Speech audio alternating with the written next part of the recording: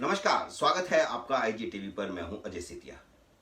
आपको याद होगा, कांग्रेस के राज में एक बार राम सेतु को तोड़ने की पूरी कार्य योजना तैयार हो चुकी थी और इतना ही नहीं, इस संबंध में एक कार्यक्रम भी रामेश्वर में हो चुका था जिसमें मनमोहन सिंह, करुणानिधि और सोनिया गांधी मौजूद थी। बड़े मालवाहक विमानों में राम सेतु बाधा बन रहा था और उस बाधा को दूर करने के लिए अंतर्राष्ट्रीय दबाव में इस राम सेतु को तोड़ने की योजना हुई थी। पुरी के शंकराचार्य स्वामी निश्चलानंद ने इस संबंध में कुछ नए रहस्य उद्घाटन किए हैं। उन्होंने खुलासा किया है कि एक बार वाजपेयी शासनकाल के समय भी जॉर्ज फर्नांडिस ने राम सेतु को तोड़वाने के लिए फाइल तैयार की थी। उनका नया खुलासा यह है कि मोदी सरकार के दौरान भी कुछ अंतर्राष्ट्रीय दबाव पड़ रहे हैं और उन्होंने नरेंद्र मोदी को चेतावनी दी है कि वह इस कार्य में आगे बढ़ने की कोशिश न करें। आपको याद होगा कि राम सेतु को तोड़ने की योजना के खिलाफ सुप्रीम कोर्ट में पीआईएल दाखिल की गई थी और उस पीआईएल के जवाब देते हुए केंद्र सरकार ने यह कहा था कि भगवान राम पैदा हुए थे या नहीं हुए थे, इसका भी कोई प्रमाण नहीं है। राम सेतु को उन्होंने मानव निर्मित मानने से इनकार कर दिया था, जबकि नासा के वैज्ञानिकों का कहना था कि यह मानव निर्मित है। इस संबंध में स्वामी निश्चलानंद जी का हाल ही का एक भाषण हम आपको सुनाते हैं, जिसमें उन्होंने नरेंद्र मोदी को चेतावनी दी है कि वह किसी अंतर्राष्ट्रीय दबाव में आकर के इस तरह की कोशिश न करें। सुनिए स्वामी निश्चलानंद जी।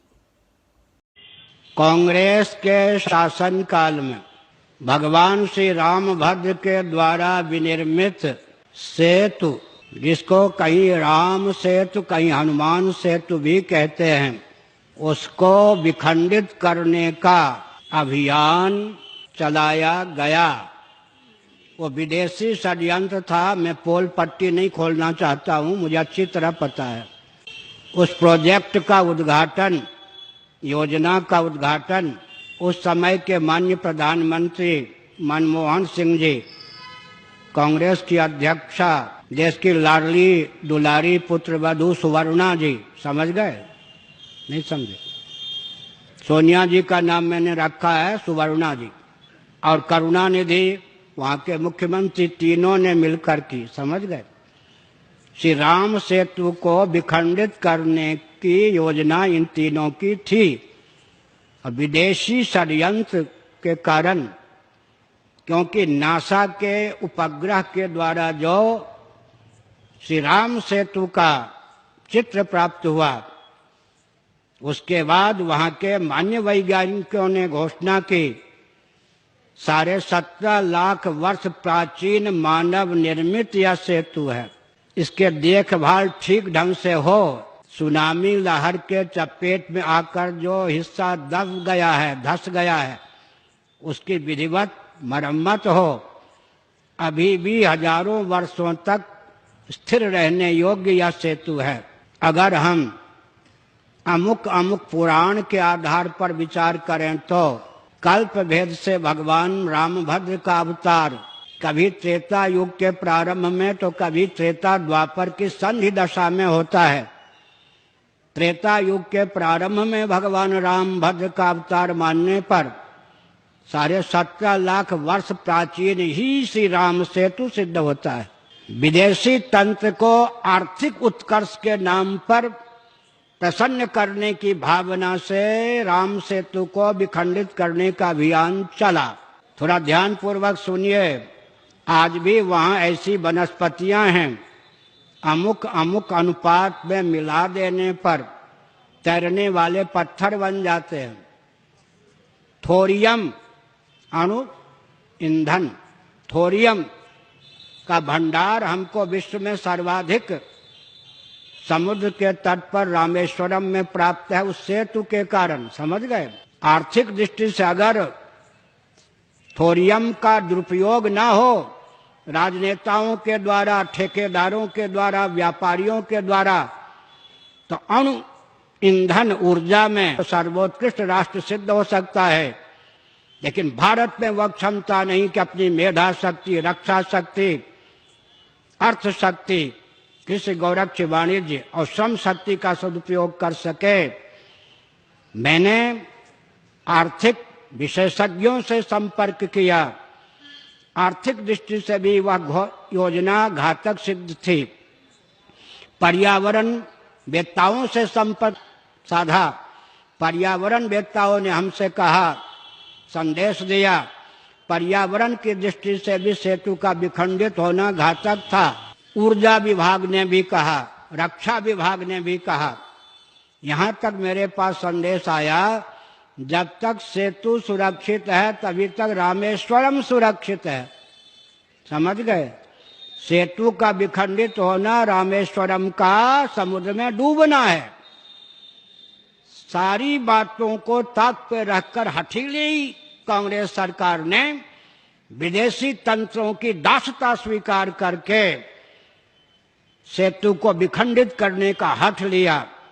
माननीय उच्चतम न्यायालय ने सलाह दी, अगर अमुक प्रोजेक्ट को क्रियान्वित ही करना है तो स्थान बदल लो ताकि सेतु विखंडित ना हो।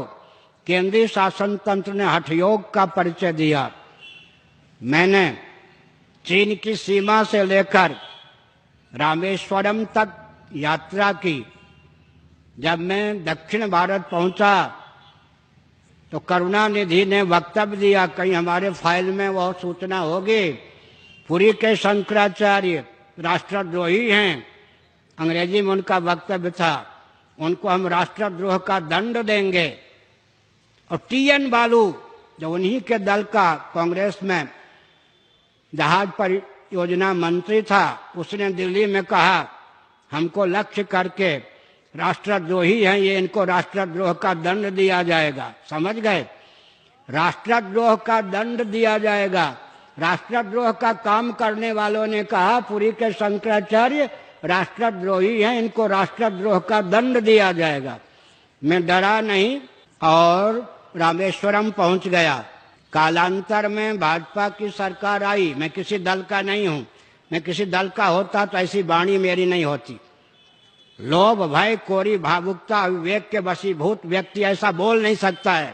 तो गडकरी जी ने पार्लियामेंट में घोषणा की, श्री राम सेतु सुरक्षित है, उसे विखंडित किए बिना ही कोई योजना हम क्रियान्वित करेंगे।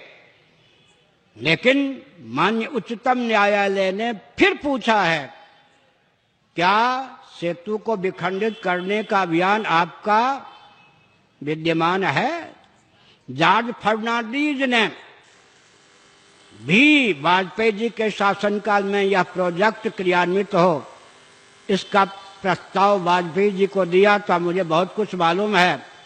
तो मैं एक संकेत करता हूं, भाजपा अपनी घोषणा के विरुद्ध श्री राम सेतु को छूने का, उसे ध्वस्त करने का, विखंडित करने का साहस न करे। हम अभी जीवित हैं और अरबों वर्षों तक, करोड़ों वर्षों तक हमारी परंपरा उद्दीप्त रहेगी।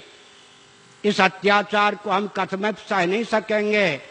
आर्थिक दृष्टि से भी हानि के अतिरिक्त लाभ नामक कोई चीज नहीं है। फिर सज्जनों सुनिए, भगवान राम भद्र के द्वारा, वो जहां सच्चिदानंद स्वरूप सर्वेश्वर हैं, सारी सृष्टि बनाई गई। लेकिन श्री रामावतार में दक्षिण भारत में केवल उनकी दो कृति, पहली कृति राम सेतु, आपको पता नहीं होगा, हमने श्रीलंका के सरकार, लंका से भी संबंध स्थापित किया। श्रीलंका ने कहा बिल्कुल ऐतिहासिक सेतु है, राम जी के द्वारा निर्मित सेतु है, इसके टूटने पर हमको आघात लगना ही लगना है। हमने संयुक्त राष्ट्र संघ को शंकराचार्य के पद से पत्र दिया। संयुक्त राष्ट्र संघ ने जो हमको उत्तर दिया, हमारे मठ में किसी फाइल में होगा, तो हम एक संकेत करना चाहते हैं सज्जनों, श्री राम सेतु विखंडित करने की परियोजना अगर भाजपा की गुपचुप है, उसे निरस्त करने का प्रयास देश पर नहीं अपने ऊपर कृपा करके करे। मैं एक संस्मरण सुनाता हूं, जब मुझसे नहीं रहा गया, उस समय अब्दुल कलाम जी, वैज्ञानिक कलाम जी देश के राष्ट्रपति थे। उनके पास हमने व्यक्ति को भेजा कि बातचीत के लिए मुझे समय चाहिए। उन्होंने कहा कि जितना समय चाहिए माननीय शंकराचार्य जी को लें, मैं शाम को उनको समय दूंगा ताकि कोई हमारी व्यस्तता न रहे।